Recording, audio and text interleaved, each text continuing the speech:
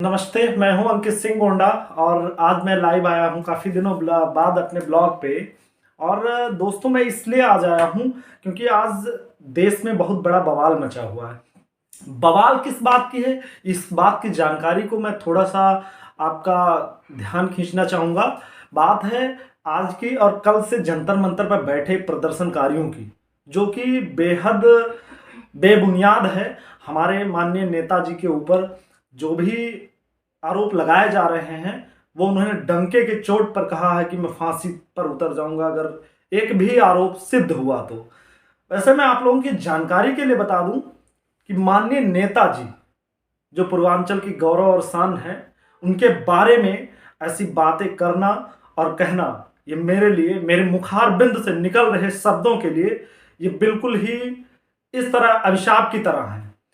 और जैसे कि मैं बता दूं कि आप लोग पढ़े लिखे लोग होंगे और जाहिर सी बात है, मेरी बातों को जो भी इस प्लेटफॉर्म से देख रहा होगा वो डिजिटली तो जरूर जानकार होगा। जैसे मैं बता दूं कि वो यूट्यूब से जरूर जानता होगा, गूगल जरूर जानता होगा। तो दोस्तों, ऐसे ही किसी के कह देने से या बता देने से आप बिल्कुल विश्वास नहीं करना है। और हमारे नेताजी जो हैं, उनके ऊपर जो आरोप लगाए जा रहे हैं, ऐसे महान जननायक व्यक्ति के ऊपर ऐसे आरोप लगाना एक अभिशाप स्वरूप है। वो आगे शायद, मेरे हिसाब से जितने भी खिलाड़ी वहां पे बैठे हुए हैं, वो शायद आगे भविष्य में कभी एक पदक तक ना लेकर आ पाएंगे। आप लोगों की जानकारी के लिए बता दूं कि सन 1952 में भारत ने पदक जीता था कुश्ती में, ओलंपिक में। तब से भारत को 56 साल इंतजार करना पड़ा पदक के लिए, चाहे वो बहुत छोटा ही पदक क्यों ना रहा हो। चाहे क्या कहते हैं, स्वर्ण पदक, कांस्य पदक, रजत पदक, मतलब भारत को 56 साल इंतजार करना पड़ा किसी भी पदक के लिए। अब लोग बता दें कि अंग्रेज और गोरे लोग जितने भी हैं, आपकी जानकारी के लिए बता दूं, शुरुआत से हम भारतीयों का जो है दुर्भाव करते चले आए हैं। चाहे वो छोटा मैदान रहा या बड़ा मैदान, वो आपस में साठ गांठ करके अपने ही यहाँ के लोगों को मेडल दे दिया करते थे। लेकिन आप लोगों की जानकारी के लिए बता दूं कि माननीय जी ने जब से भारतीय कुश्ती संघ की कमान संभाली है, तब से ये चीजें होने से कतई बचाया है और कब्जा, डंका गाड़ दिया है कि भारतीय भी इन सब चीजों में अब पीछे नहीं है। तब से भारत ने अब तक 2008 से अभी तक का भारत ने 6 पदक ओलंपिक जितनी बार हुए हैं, कोई ना कोई पदक कुश्ती से जरूर आया है। तो कहीं ना कहीं श्रेय जा रहा है कि हमारे माननीय नेताजी की वजह से है। वो वहां बेईमानी या किसी प्रकार की किसी के साथ जास्ती ना हो, इसके लिए वो तटस्थ रहते हैं। वहां हर ओलंपिक के बीच में वो लगे रहते हैं कि हमारे खिलाड़ियों के साथ दुर्व्यवहार ना हो, उनकी भावनाओं से खिलवाड़ ना हो। तो आज तुम लोग क्या बता रहे हो कि तुम्हारी भावनाओं से खेला जा रहा है? अरे आज रहने दो, तुम्हारी भावनाओं से कोई ना खेले। इसके लिए हमारे नेताजी विदेशों में जाकर के दिन रात एक करके तुम्हारे लिए बैठा करते थे। ये नहीं, उनके बाल बच्चे, क्योंकि वो पहलवान तो शुरुआत से ही थे, उनको उस जज्बे का और उस मेहनत का कद्र था। तो उस कद्र को तुम्हारे रूप में वो अपने आप को देखना चाहते थे।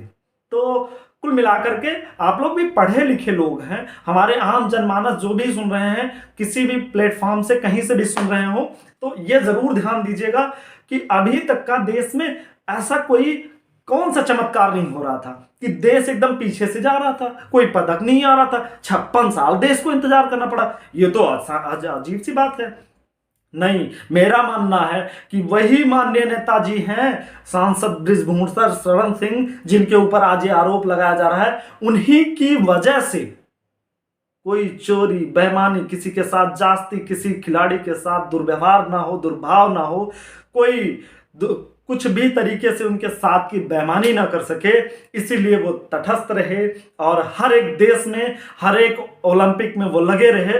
और पिछले विगत 2008 से, जब से उन्होंने, उससे पहले ही कमान संभाली है भारतीय कुश्ती संघ की, लेकिन अभी क्या है कि उन्होंने जब से कमान संभाली तब से कोई ना कोई मेडल भारत में आ रहा है। तो कोई आम बात नहीं है एक मेडल आ जाना। एक मेडल, जानते हो, 56 साल इंतजार करना पड़ा है और तब से कंटिन्यू आ रहा है। तो तुम लोग शर्म से डूब मरो।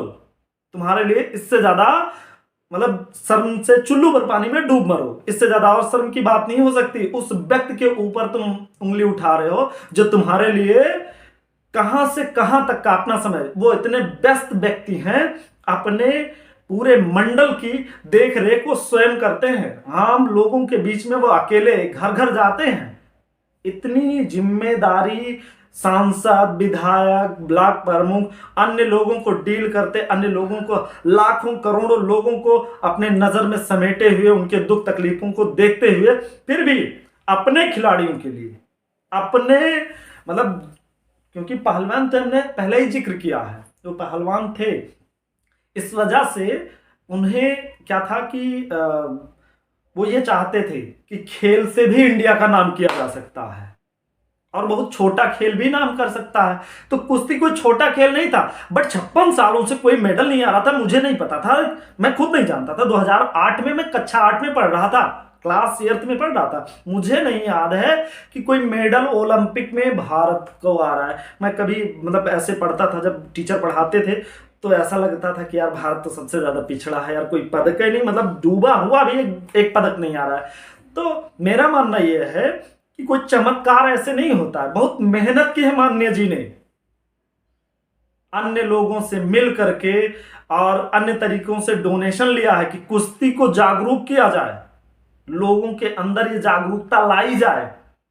हालांकि गवर्नमेंट भी दे रही थी, कुश्ती फेडरेशन भी दे रहा था, बट अन्य लोगों से, जैसे तमाम सारे व्यवसायी, उद्योगपति, सभी लोगों से मिल करके वो कुछ ना कुछ जरूर लेकर के आते थे। क्या? अपने खिलाड़ियों के लिए कि अच्छा खेलेंगे, अच्छा दिखाएंगे, हम स्टेडियम बनाएंगे। उन्होंने अपनी खुद की जमीन में स्टेडियम बना दिया है। आप लोग बता दें कि अपनी खुद की जमीन में उन्होंने स्टेडियम बना दिया। कौन बैठा है भैया जो स्टेडियम बना देगा? अपनी 1 बीघा नहीं, 1 बिस्सा, 1 हाथ जमीन के लिए लोग थाने खड़े होते हैं। तो अगर देश के प्रति उनको लगाव नहीं होता, देश के प्रति उनकी भावनाएं नहीं होती, खिलाड़ियों के जज्बात पे अगर उनको खेलना होता, आप जो आरोप लगा रहे हैं वो एकदम मेरे हिसाब से कॉमन सेंस से मैं इतना कह सकता हूं कि यार ये सब तो बेवकूफ हैं। इन लोगों को यही नहीं पता है कि अभी तुम लग रहा है कि तुम्हारे करने से सब हो गया है। ऐसे बहुत सारे खिलाड़ी हुए हैं बीच में, 56 साल के बीच में बहुत सारे खिलाड़ी हुए हैं जो ओलंपिक में गए, बट क्या हुआ? वो शायद जीते भी, मुझे नहीं पता है, या आप लोगों को नहीं पता होगा उनके साथ क्या दुर्व्यवहार किया गया होगा, या वो जीते भी उनको मेडल ही नहीं दिया गया, नाम ही नहीं लिया गया होगा। बट ऐसी जास्ती आप लोग तो श्योर हैं होंगे यार, जो व्यक्ति इतनी चीजें तो देख ही रहे होंगे आजकल, हर मूवी, हर लगभग उसमें देखा ही होगा कि इन लोगों ने भारत को मतलब ऐसे ये में ही, जैसे माननीय मोदी जी के आने से अब अमेरिका, चाहे बड़े बड़े देश जितने भी हैं, सब मान सम्मान करते हैं कि भारत देश है, गर्व होता है भारतीय होने पर। इससे पहले तो पता ही नहीं चलता था कि हम भारतीय हैं, कौन है, क्या है, कुछ पता ही नहीं चलता था।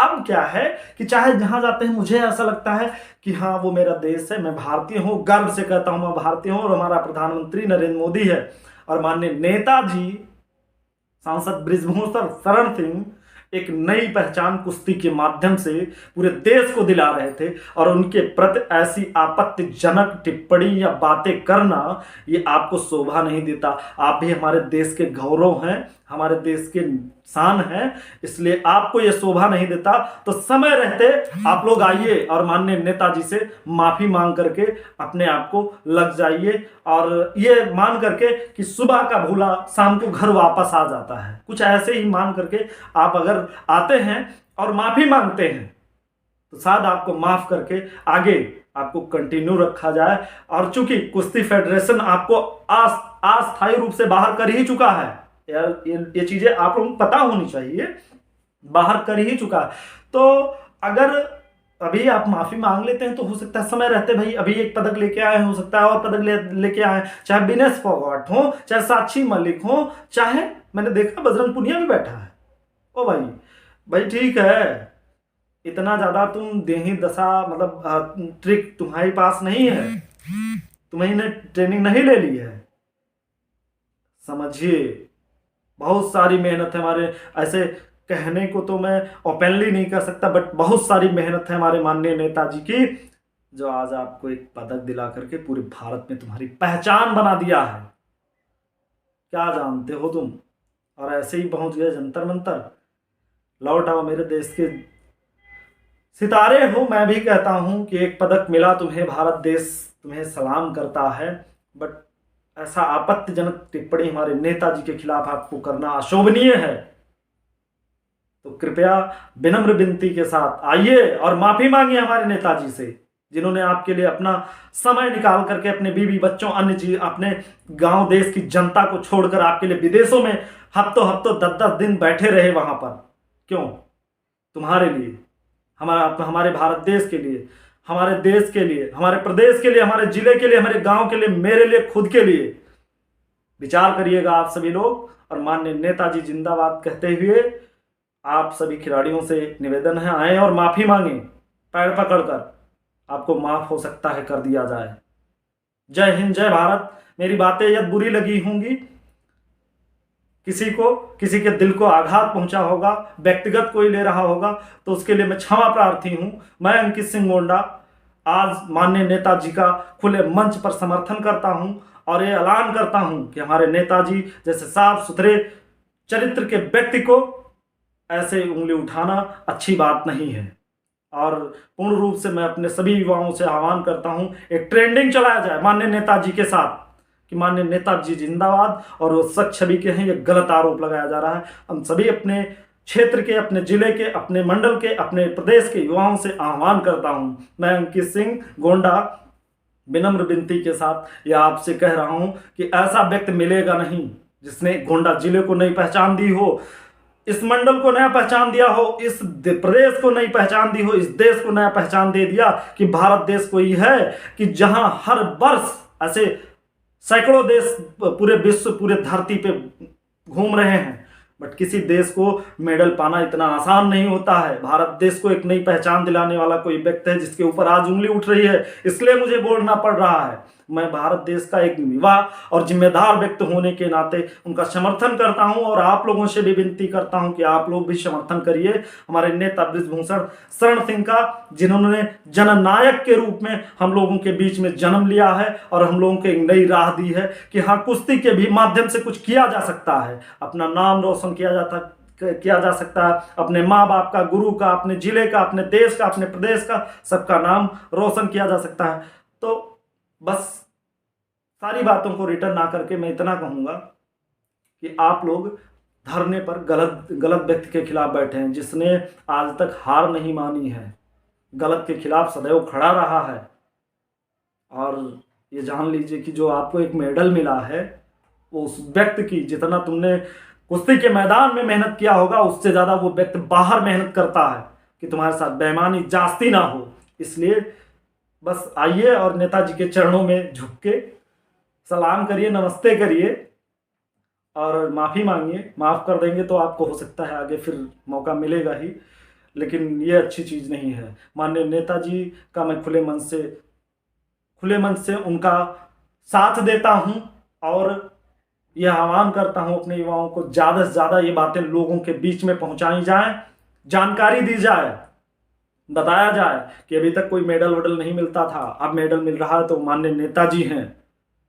और अन्य बहुत सारे प्रोग्राम हैं माननीय नेताजी जैसे। अभी देखिए कुछ चीजें तो नई लेकर के आए हैं, हमें पता ही नहीं था कि यार मेडल पा करके हम बड़ी नौकरी को भी पा सकते हैं, और शूटिंग रेंज से भी, तीरंदाजी से, भाला फेंक से, ये सारी चीजें तो मुझे पता ही नहीं थी, धीरे धीरे पता चल रही हैं। और मैं अब उसके बारे में ज़्यादा सर्च कर रहा हूँ कि और कौन कौन से खेल हैं जिनको आगे लाया जा सकता है। कम से कम कोई ऐसा व्यक्ति आया तो हमारे बीच में। कुल मिलाकर के बातों को मैं अपने विराम देता हूँ और इतना ही कहूँगा कि जितने भी आरोप लगे हैं बिल्कुल बेबुनियाद हैं। मैं उनको बचपन से, जब मैं इतना छोटा था, एक क्लास में पढ़ रहा था, तभी आए थे, तब से मैं और आज तक का देखते आ रहा हूँ। ये जितने भी उनके खिलाफ आरोप लगाते गए हैं, भाई क्या कहते हैं कि जैसे तुम बड़े होगे ऐसे तुम्हारे खिलाफ साजिशें भी बड़ी होंगी। तो ये एक साजिश है, एक साजिश है, कोई सच्चाई नहीं है, एक बहुत बड़ी साजिश है नेताजी के खिलाफ, जो कि मेरे हिसाब से बिल्कुल बेबुनियाद रहेगा और नेताजी को क्लीन चिट के साथ हम लोगों के बीच में है और हमारे दिलों में रहेंगे, हमारी सांसों में बसे रहेंगे। तब तक के लिए मिलूंगा अगले कुछ दिनों बाद आप लोगों से इन्हीं बातों के साथ, इन्हीं वार्तालाप के साथ। तब तक के लिए जय हिंद, जय भारत। माननीय नेताजी हमारे बीच में ऐसे ही बने रहें। जय हिंद, जय भारत।